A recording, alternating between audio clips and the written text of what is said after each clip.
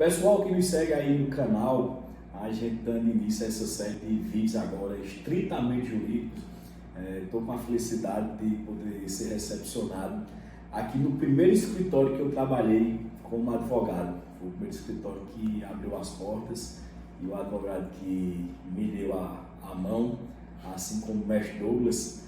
Mas isso aqui diferenciado no sentido de que foi o primeiro do primeiro mesmo, onde eu tive a oportunidade de chegar nesse escritório. Chegando aqui com minha esposa, na hora que a gente foi entrando, até como diz aquele ditado, um bom filho a casa retorna. Entrei até um pouco emocionado porque o Dr. Clênio disse: homem forte, a gente tem essa dignidade de poder chamar homem forte, e eu fico feliz por essa nossa relação, que é uma relação que não é apenas de admiração ao profissional, mas a admiração humana também, dos ensinamentos que o Dr. Clênio nos transmite.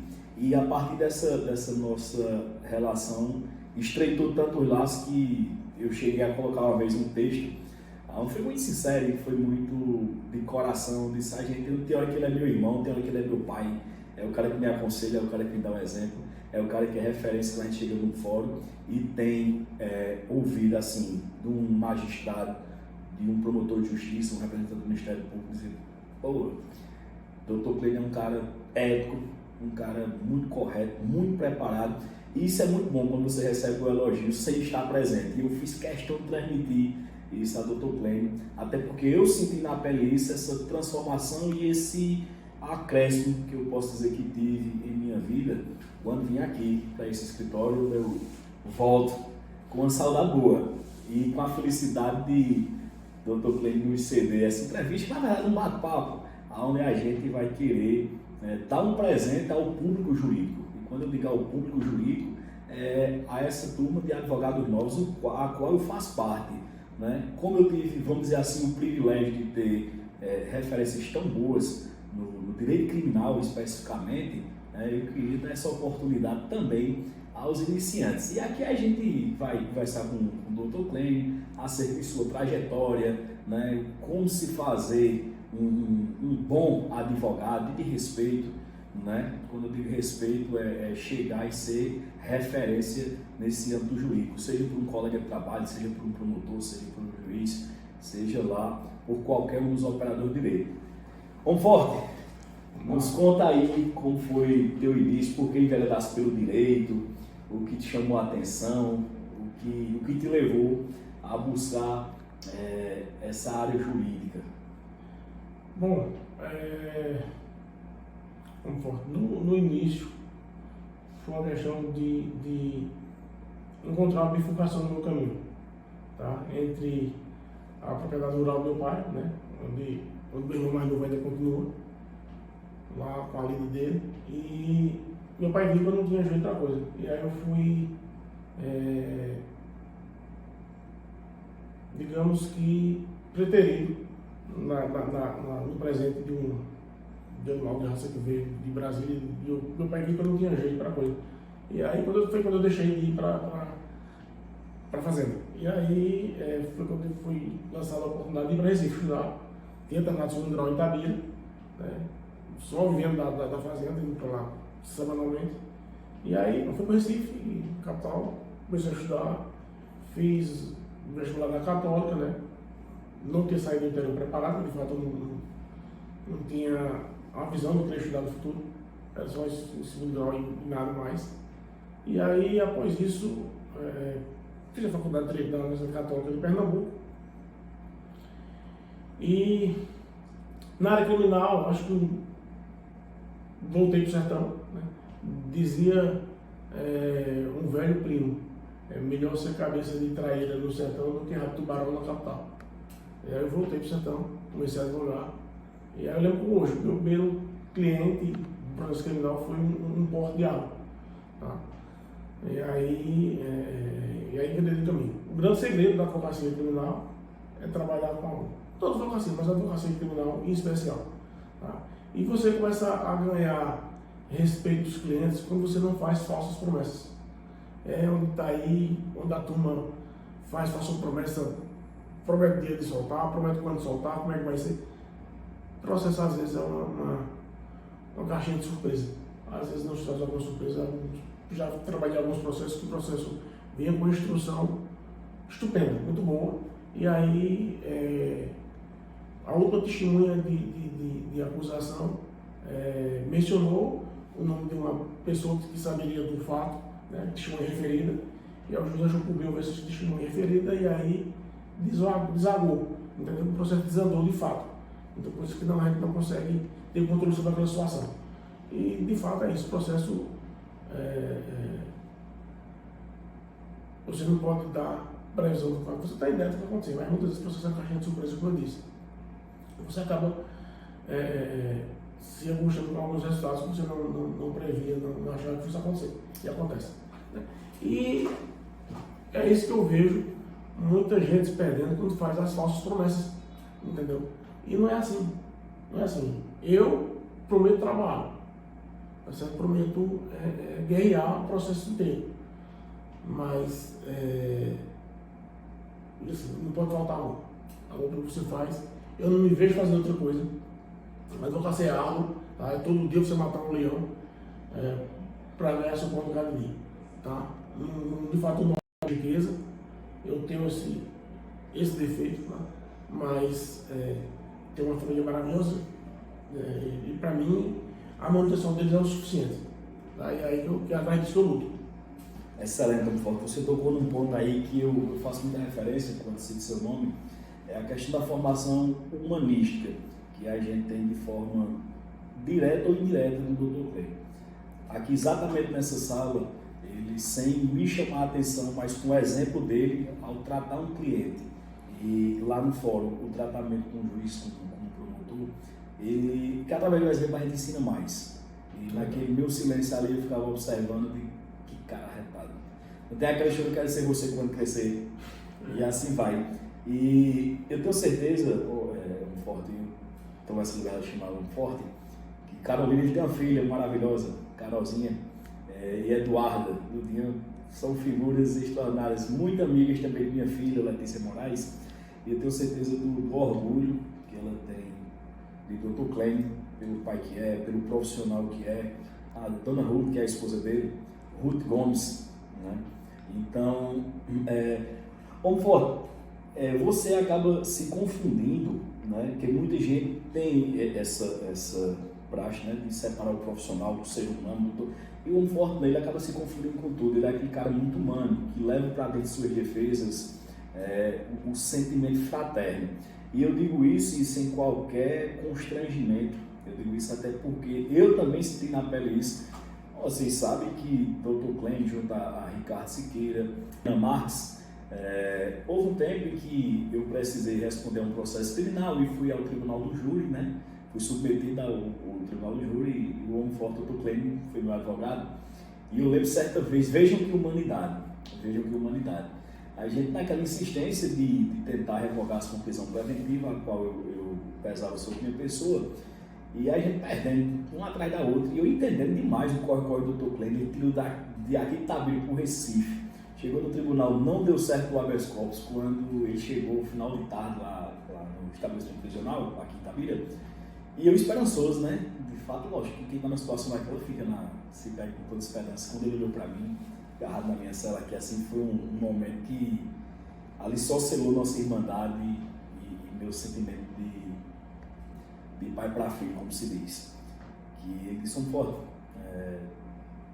não deu certo, mas a gente vai conseguir, vai lutar, vai atrás. E eu vi que ele atarefado, deixou tudo dele aqui e foi resolver minhas coisas. Digo: Humforte, vai resolver tuas coisas. Eles são fortes, tuas coisas são minhas coisas. Ali a lágrima escorreu no canto da grade, e é dessa forma que lá tem todos os clientes. É assim que ele se entrega ao processo criminal, quando ele bendição um caminho mais tosco que florido, é muito espinhoso, é muito árduo. A profissão de advogado, principalmente criminalista no interior, porque além disso a gente tem um preconceito, né, de o pessoal confundir o advogado com um fato criminoso ou com o próprio criminoso, né? E o Humforte sabe se sair muito bem. Então, qual é essa dica, Humforte, que você deixa para nós advogados que estamos aí iniciando, de como fazer esse casamento, sobre trazer na mesma pessoa e não separar, não trazer aquela advocacia mecânica, mas trazer essa advocacia humana, trazer essa responsabilidade, não só com o processo, mas também com a família do réu e também da vítima. Eu já vi atuações do Dr. Clênio aqui onde ele nunca chegou para massacrar a imagem de ninguém, de vítima. Isso aí eu acredito que é a essência da ética, da moral, e onde junta, né, todos esses atributos e impera esse respeito e a admiração que a gente tem pelo senhor, pode ter certeza. Agradeço pela admiração. Veja só, eu tenho vou começar com um exemplo. A gente que milita muito na área criminal gosta de dar exemplos do que se passou. Certa vez, acho que no ano 2007, eu tinha um cliente que respondia por tráfico. E aí, de fato, a prova era robusta, enfim, não deu para fazer muita coisa, a não ser que um tráfico privilegiado, enfim, e aí ele pegou uma pena reduzida. E no final, ao final do processo, ele veio para acertarmos as contas, e aí ele disse, quando eu expus o valor, né, ele, claro, já tinha sido ajustado previamente, vamos ajustar alguma coisa a mais, pronto, me dê aí uns 15 dias que eu vou vender minha casa para pagar o senhor. Não que fosse uma casa muito grande, era uma casa pequena na época, uma pessoa humilde, e aí ele disse, você é doido, vender sua casa para não pagar? Não, eu faço questão de receber.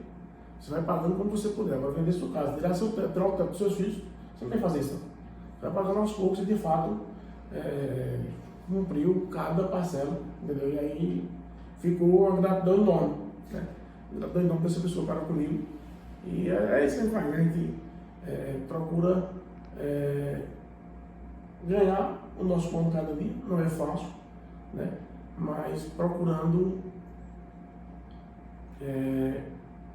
como você disse, a questão da dignidade da pessoa, a gente tem que respeitar. Não é porque a gente tem um profissional que está trabalhando, precisa trabalhar, precisa ganhar o nosso pão, mas a gente precisa ter um caminho entre que seja livre, entre, claro, entre seu contrato, entre seus honorários e a dignidade que está do outro lado, que está te contratando. Né? E a gente, de tudo, arruma um jeito, né? Para trabalhar, para difundir o nome, tá certo? E assim, mas não, eu não confundo isso, agora me fez surgir a situação, com a prostituição da profissão. Tem muita gente aí triste, né? Para a gente chegar aqui, só a gente sabe o que passou, né? Muita gente se prostituindo. Não é isso, você ter humanidade do seu cliente, mas também não é você se prostituir, né? Diminuir a profissão. A profissão tão bonita, né? E aí a gente que milita na área criminal, a gente está lidando com o segundo bem mais precioso do ordenamento jurídico, que é a liberdade. O primeiro é a vida, né? Depois é a liberdade. E você, às vezes, muita gente envereda na advocacia criminal, não apenas por gostar, por amor à pessoa, por gostar daquilo que faz. Volto a dizer, a criminal, você sabe, isso é árduo, né? Não é fácil, mas muita gente está indo pensando na imediatidade, né, do retorno financeiro. E não é só por isso. A advocacia criminal é coisa séria. Às vezes a turma brinca por aí, brinca de processo, né? Brinca de processo. Eu digo sim, cada um no seu bairro. Se eu chegar no escritório, uma demanda previdenciária, eu não faço. Eu não faço, porque meu foco na área criminal. Porque eu vou enveredar por um caminho que eu não domino nada. Então, às vezes você chega, na internet é muito de ninguém, né? Às vezes tem peça, você pega, faz. Eu não sei do direito previdenciário, às vezes faz uma coisa errada sem saber, só porque está lá no modelo da internet. E a mesma coisa na área criminal. Né? A mesma coisa na área criminal, a gente vê cada pedido aí tosco que a turma faz, não tendo em mente que está lutando com o segundo bem mais precioso, que é a liberdade. Né? A turma esquece disso, é coisa séria. Alguns clientes se revoltam com os colegas por aí, e de fato, o primeiro sentido é isso, unir o que você faz, a advocacia criminal, uma questão da humanidade. Você também não pode se se afasta da natureza contratual, né? E volto a dizer, não precisa ser tão distante da realidade de quem contrata. E assim vai. Ou seja, a questão do equilíbrio, né? De manter-se a dignidade da profissão sem perder o lado humano. E o Dr. Cleide toca no assunto que acredito que é o sentimento de todo criminalista, essa questão da gratidão. Uma das maiores virtudes do ser humano é a gratidão. E a gratidão de um cliente, seja ele absolvido, seja ele com a pena reduzida, né? Eu acho que o honorário maior está aí, não pode. Né? O financeiro é importante, a gente não pode também ser demagogo, é importante. Que a gente, como diz o Dr. Cleide, a gente batalha esse pão todos os dias, mata um leão por dia. Mas há um espírito maior que é essa questão da gratidão. Então é isso, a gente fica muito feliz pela atenção de todos. A minha sincera frase aqui, de irmandade. Muito obrigado por ser essa figura que não só me inspira, mas o Mário Fortunato, nosso velho Marinho, né? Eu estou citando aqui, eu sei que esse vídeo aí ganhou o Brasil, mas o Marinho é um grande amigo nosso também, que também se inspira bastante, o Dr. Cleide. E essa turma todinha que ele deu a mão, nos dá e sempre está pronto toda hora para dar aquela força, aquela dica e com sua experiência nos ajuda na área criminal. Então, Forte, muito obrigado. Que Deus aqui é pequeno, mas o história é pequeno, mas sempre capaz de. Fica coração de mãe. Sempre cabe mais um. Muito obrigado.